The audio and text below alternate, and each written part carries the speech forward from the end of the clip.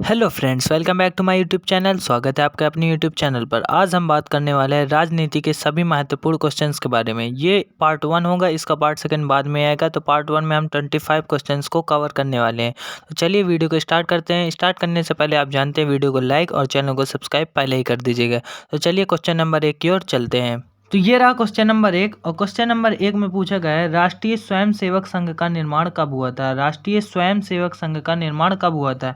तो इसका right answer हो जाएगा ऑप्शन नंबर सी, 27 सितंबर 1925 ईस्वी को हुआ था। यानी 27 सितंबर 1925 ईस्वी को राष्ट्रीय स्वयंसेवक संघ का निर्माण हुआ था। चलिए अगले क्वेश्चन की ओर। अगले क्वेश्चन में पूछा गया है, राष्ट्रीय स्वयंसेवक संघ का मुख्यालय कहाँ है। राष्ट्रीय स्वयंसेवक संघ का मुख्यालय कहाँ पर स्थित है। तो इसका राइट आंसर हो जाएगा ऑप्शन नंबर ए, यानी नागपुर में राष्ट्रीय स्वयंसेवक संघ का मुख्यालय स्थित है। कहाँ है, नागपुर में। चलिए अगले क्वेश्चन की ओर।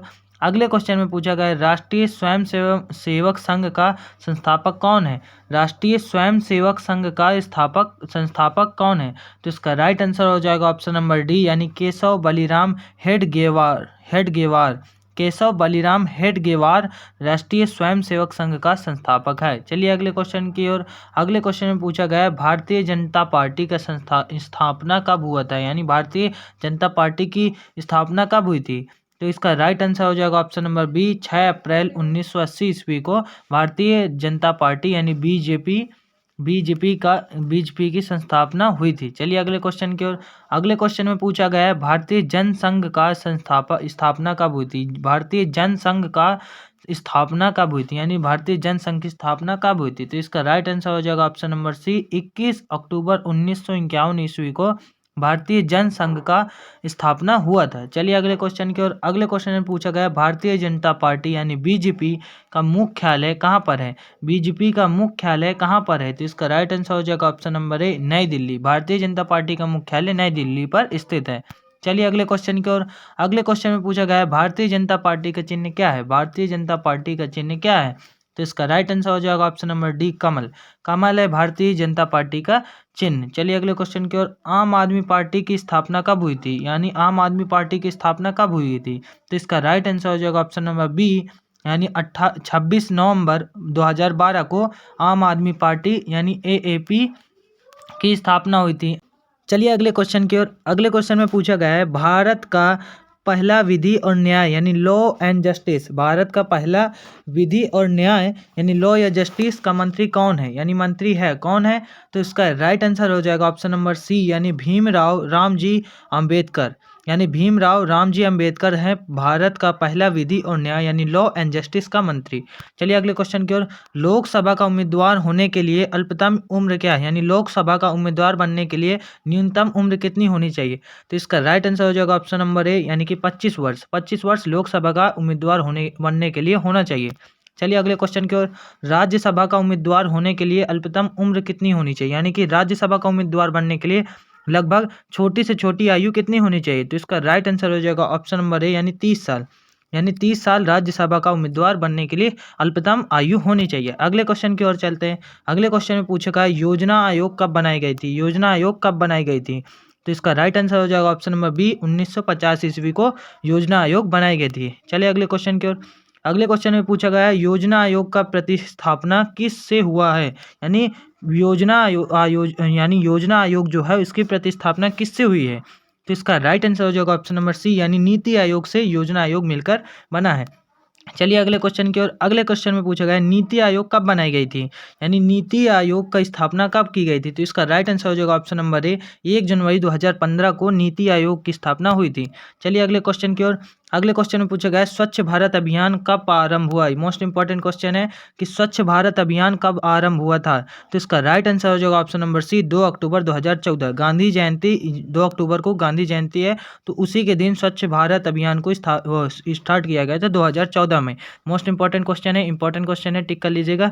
चलिए अगले क्वेश्चन की ओर। अगले क्वेश्चन में पूछा गया है कि निर्मल भारत अभियान कब बनाई गई थी। निर्मल भारत अभियान कब बनाई गई थी। तो इसका राइट आंसर हो जाएगा ऑप्शन नंबर सी, 1999। ये भी इंपॉर्टेंट है, निर्मल भारत अभियान कब बनाई गई थी। तो 1999 ईस्वी को बनाई गई थी।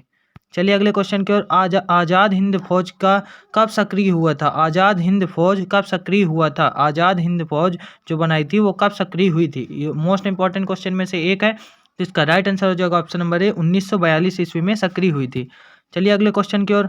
अगले क्वेश्चन में पूछा गया है राष्ट्रीय विकास परिषद कब बनाई गई थी? राष्ट्रीय विकास परिषद कब बनाई गई थी?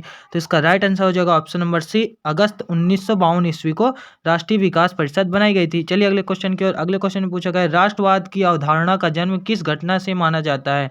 राष्ट्रवाद की अवधारणा का जन्म किस घटना से माना जाता है? तो इसका राइट आंसर हो जाएगा ऑप्शन नंबर ए पुनर्जागरण की घटना के बाद से राष्ट्रवाद की अवधारणा का जन्म माना जाता है। किसकी घटना के बाद? पुनर्जागरण की घटना के बाद। चलिए अगले क्वेश्चन में पूछा गया अखिल भारतीय हरिजन संघ की स्थापना निम्नलिखित में से किसके द्वारा की गई थी? अखिल भारतीय हरिजन संघ की स्थापना निम्नलिखित में से किसके द्वारा की गई थी? तो इसका राइट आंसर हो जाएगा option number C Mahatma Gandhi के द्वारा अखिल भारतीय हरिजन संघ की स्थापना की गई थी। महात्मा गांधी के द्वारा अखिल भारतीय हरिजन संघ की स्थापना की गई थी। चलिए अगले क्वेश्चन की ओर। भारत की स्वतंत्रता के समय गवर्नर जनरल कौन था? मोस्ट इंपॉर्टेंट क्वेश्चन है कि भारत की स्वतंत्रता के समय भारत का गवर्नर जनरल कौन था? तो इसका राइट आंसर हो जाएगा ऑप्शन नंबर डी यानी लॉर्ड माउंटबेटन था भारत की स्वतंत्रता के समय वहां का गवर्नर जनरल।